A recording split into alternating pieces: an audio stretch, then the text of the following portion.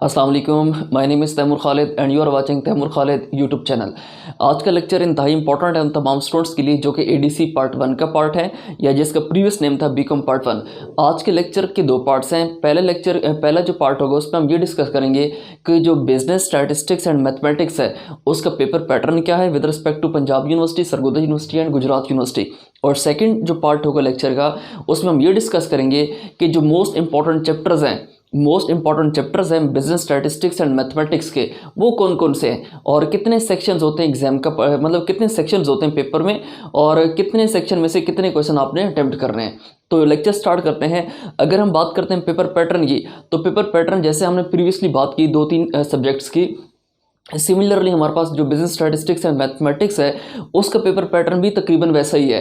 आपके पास जो पंजाब यूनिवर्सिटी है, पंजाब यूनिवर्सिटी में टोटल जो नंबर ऑफ क्वेश्चंस होंगे पेपर का part, that would be equal to total number of questions 8, यानी 8 क्वेश्चन होंगे। 8 में से आपको 5 क्वेश्चन अटेम्प्ट करने होंगे, लेकिन यहाँ पे सेक्शन वाइज करने हैं आपने।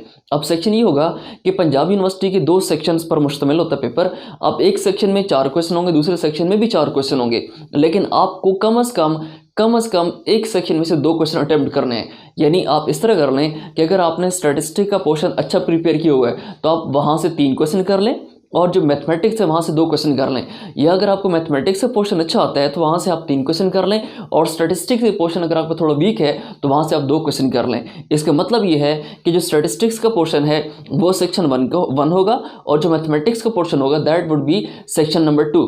तो सेक्शन नंबर 2 में से भी कम से कम आपने 2 करने हैं और सेक्शन 1 में से भी आपने कम से कम 2 क्वेश्चन करने हैं। यानी कम से कम 2 का मतलब ये कि आपने 2 तो करने ही करने एक सेक्शन में से, और आपने लिमिट क्या है, मतलब आप 3 कर सकते हैं, मैक्सिमम 3 कर सकते हैं, ठीक है, ताकि 3 एक से कर लें और 2 आप किसी दूसरे सेक्शन से कर लें। सेकेंडली, अगर हम बात करते हैं सरगोदा यूनिवर्सिटी या गुजरात यूनिवर्सिटी की, तो उस केस में हमारे पास क्या है, टोटल नंबर ऑफ जो क्वेश्चंस होंगे वो 8 होंगे, लेकिन एक क्वेश्चन वहाँ पे कंपलसरी होगा। अब वहाँ पे जो क्वेश्चन नंबर 1 है वो सेपरेट होगा, बाकी जो 8 क्वेश्चन है उनके 2 सेक्शंस होंगे।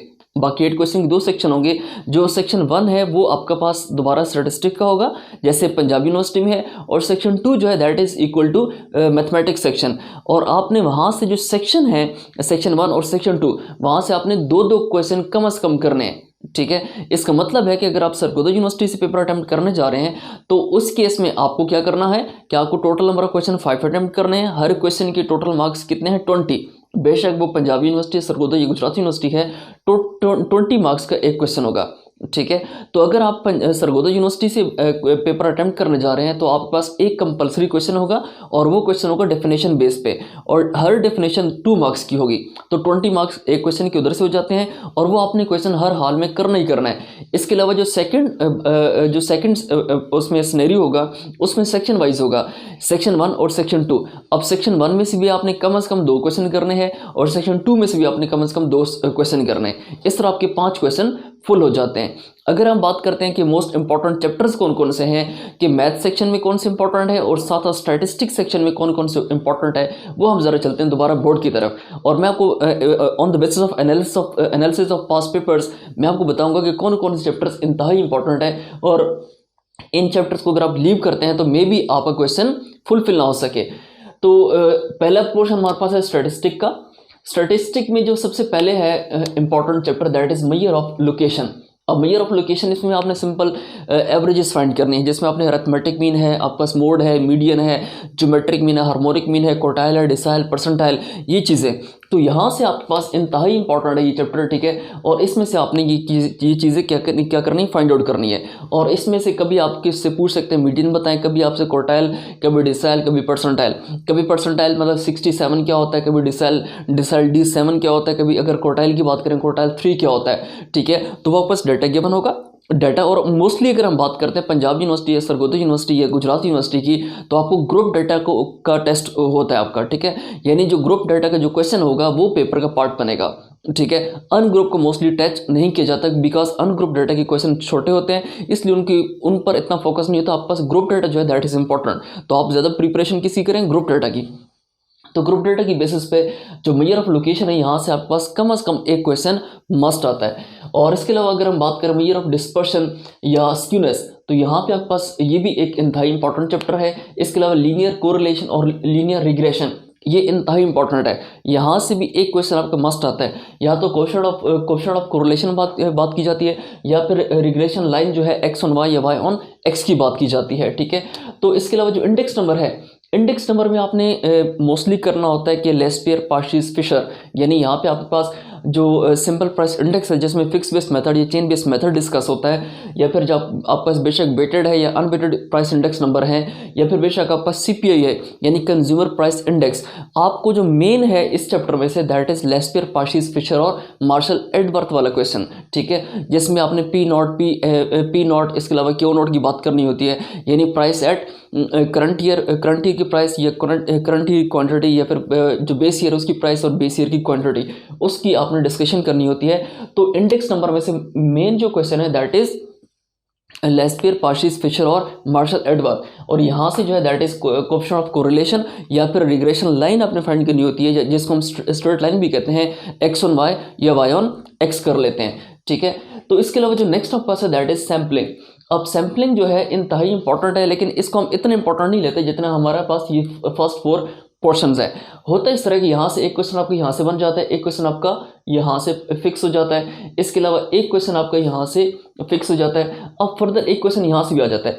अब फर्दर ये होता है कि कभी आपका यहाँ से क्वेश्चन बनता है, कभी आपका यहाँ से क्वेश्चन बनता है, या फिर ये होता है कि या तो ए पार्ट यहाँ से होगा, बी पार्ट यहाँ से होगा, या ए पार्ट यहाँ से होगा, बी पार्ट यहाँ से होगा। ये काई स्क्वायर का टेस्ट ऑफ फंडामेंटल्स, जिसके आपके पास 5 स्टेप्स होते हैं, 6 स्टेप्स होते हैं, जिसमें आपने देखना होता है कि एच नॉट क्या है, H1 है, यानी जो आपस जो एट्रीब्यूट्स हैं उनका रिलेशनशिप एग्जिस्ट करता है या रिलेशनशिप एग्जिस्ट नहीं करता है। इसके अलावा आपस लेवल ऑफ सिग्निफिकेंस होता है। फिर आपने काई स्क्वायर की कैलकुलेशन करनी होती है, काई स्क्वायर का फार्मूला होता है, उसमें आपने देखना होता है कि जो कैलकुलेटेड वैल्यू है वो बड़ी है या जो आपके पास टेबल की वैल्यू वो बड़ी है।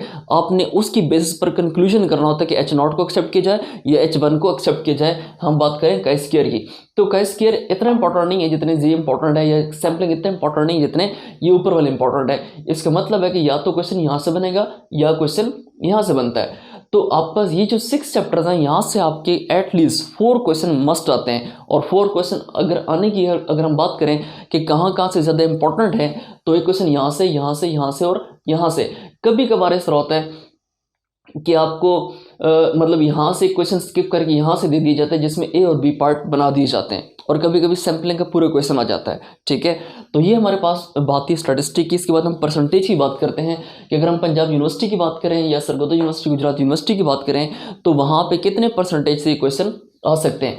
अगर हम बात करें मेयर फॉर लोकेशन की, तो यहाँ पे कोई भी एवरेज क्वेश्चन आपसे पूछ सकते हैं, दैट इज 100% स्ट्रेंथ, और यहाँ पे भी 100% इसकी भी थ्रेशोल्ड होगी। और यहाँ पे अगर मेजर ऑफ डिस्पर्शन या स्क्यूनेस की बात करें, तो यहाँ से आपके पास बॉयलेज स्क्यूनेस या फिर आपके पास जो है फर्दर कोई भी क्वेश्चन यहाँ से पिक किया जा सकता है। ये चैप्टर भी आपके लिए क्या है, इंतहाई इंपॉर्टेंट है। अगर आप बात करें लीनियर कोरिलेशन या लीनियर रिग्रेशन की, तो यहाँ पे एक्स ऑन वाई या वाई ऑन एक्स आपके लिए ज़्यादा इंपॉर्टेंट है, ठीक है। तो इसकी भी स्ट्रेंथ आप रख लें दिस। और अगर हम बात करें इंडेक्स नंबर की, तो इंडेक्स नंबर की भी आपके पास क्या है, 100%। लेकिन कभी कभी आपका क्वेश्चन या तो यहाँ से नहीं बनता या यहाँ से नहीं बनता, और क्वेश्चन यहाँ से बन जाता है, ठीक है। तो सैम्पलिंग को आप रखें 50%, यहाँ पे भी आपके पास 50%, काई स्क्वायर 50%, ठीक है। तो ये तो पोर्शन हमारे पास हो गया स्टैटिस्टिक का। अगर हम बात करते हैं मैथमेटिक्स की, तो मैथमेटिक्स में जो मोस्ट इंपॉर्टेंट चैप्टर्स हैं आपके पास यहाँ पे लीनियर, क्वाड्रेटिक और सिमल्टेनियस इक्वेशन, ये आपके पास इंतहाई इंपॉर्टेंट है। यहाँ से आपके पास कोई भी सिंपल सा क्वेश्चन बन जाता है, ठीक है। लेकिन जो मेन चीज़ है दैट इज क्वाड्रेटिक इक्वेशन, यानी क्वाड्रेटिक इक्वेशन ये होती है आपको या तो आपने फाइंड करनी होती है with help of factorization method, या फिर कंप्लीटिंग स्क्वायर मेथड, या फिर क्वाड्रेटिक फार्मूला। लेकिन मेनली आपका जो मोस्ट इंपॉर्टेंट है that is completing square method, ठीक है। तो क्वाड्रेटिक इक्वेशन आपने सॉल्व करनी होती है, उसमें फैक्टर्स बनाने होते हैं, और फैक्टर्स किसके थ्रू कंप्लीटिंग स्क्वायर मेथड। और इसके अलावा या तो आपके पास लीनियर इक्वेशन का इंतहाई सिंपल से क्वेश्चन आ जाता है, जो कि इतना मुश्किल नहीं होता, लेकिन होता यह है कि आपके पास 2 पार्ट्स होते हैं, ए और बी पार्ट। यानी ए पार्ट ये होगा कि लीनियर इक्वेशन से आएगा, और बी पार्ट जो होगा आपके पास क्वाड्रेटिक इक्वेशन या फिर साइमल्टेनियस इक्वेशन का पार्ट होगा। यानी ये तीनों डिफरेंट है। लीनियर इक्वेशन ऐसी इक्वेशन होती है जिसमें मैक्सिमम वेरिएबल की पावर 1 होती है, और क्वाड्रेटिक इक्वेशन में मैक्सिमम वेरिएबल की पावर 2 होती है। और साइमल्टेनियस इक्वेशन में क्या होता है कि आपके पास दो वेरिएबल्स होते हैं, आपने दोनों की वैल्यूज फाइंड करनी होती है। यानी एक्स और वाई वेरिएबल होता है एक इक्वेशन के अंदर, और आपने उन दोनों की वैल्यूज को कैलकुलेट करना होता है। इसके अलावा जो फर्दर बात अगर हम करना चाहते हैं कि मैट्रिसेस एंड डिटर्मिनेंट्स, तो मैट्रिसेस में से मस्ट 20 मार्क्स का क्वेश्चन आता ही आता है। और जो मेन इंपॉर्टेंट पार्ट है इसके अंदर, दैट इज कैलकुलेशन ऑफ जो आपके पास होता है, क्या नाम है उसका, इनवर्स कैलकुलेशन। ठीक है, कि ए इनवर्स है, बी इनवर्स है, सी इनवर्स है, इसका किसी का भी आपको किसी भी वेरिएबल का आपको इनवर्स फाइंड आउट करना पड़ सकता है। या फिर यहाँ पे आपके पास जो डिटर्मिनेंट्स हैं उसकी कैलकुलेशन भी आपको आनी चाहिए। ठीक है, तो 20 मार्क्स का क्वेश्चन यहाँ से आपके पास मस्ट है, तो इसको भी आप रख लें, दैट इज इक्वल टू 100%।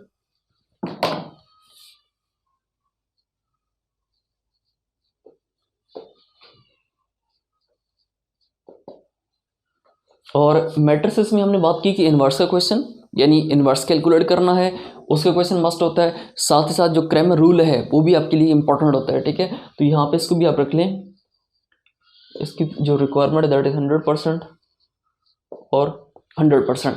जो मैथमेटिक्स ऑफ फाइनेंस है, अब मैथमेटिक्स ऑफ फाइनेंस में आपने फ्यूचर वैल्यू फंड करनी होती है या प्रेजेंट वैल्यू फंड करनी होती है। ठीक है, तो इसमें आपने एन्युटी का मतलब एन्युटी की जो पोर्शन उसको प्रिपेयर करना चाहिए ज़रा, कि एन्युटी जो है ड्यू है, एन्युटी ऑर्डिनरी है, या फिर आपने मतलब कंपाउंडिंग कैसे करनी है, डिस्काउंटिंग कैसे करनी है।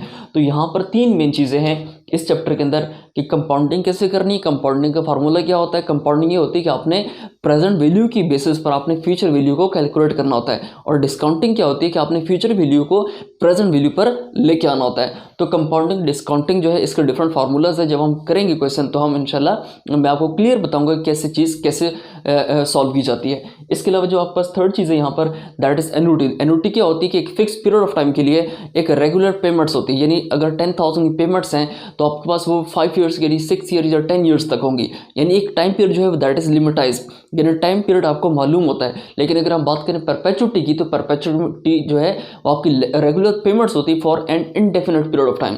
लेकिन अब अगर हम बात करें एन्युटी की, तो एन्युटी के अंदर आपके पास रेगुलर पेमेंट्स होती है for a definite period of time. ठीक है, तो यह बस क्या है कि आपके पास मैथमेटिक्स ऑफ फाइनेंस हो गया। यहाँ से इसको भी हम कर लेते हैं 100% और इसको भी हम कर लेते हैं 100%। ठीक है, तो यह हमारा लेक्चर था जिसमें हमने डिस्कस किया कि जो बिजनेस मैथमेटिक्स एंड स्टैटिस्टिक्स है या बिजनेस स्टैटिस्टिक्स एंड मैथमेटिक्स है उसका पेपर पैटर्न क्या होगा with respect to Punjab University and mainly Sargodha University. और साथ ही साथ हमने ये डिस्कस किया कि जो मोस्ट इंपॉर्टेंट चैप्टर्स है वो कौन कौन से हैं जो पेपर का पार्ट बनते रहते हैं हर साल। ठीक है, thank you so much for watching. अगर किसी का कोई क्वेश्चन हो तो कमेंट सेक्शन में लाजिम बताएं, इंशाल्लाह कमिंग लेक्चर्स में उस क्वेश्चन को एंटरटेन किया जाएगा। थैंक यू सो मच, अल्लाह हाफिज़।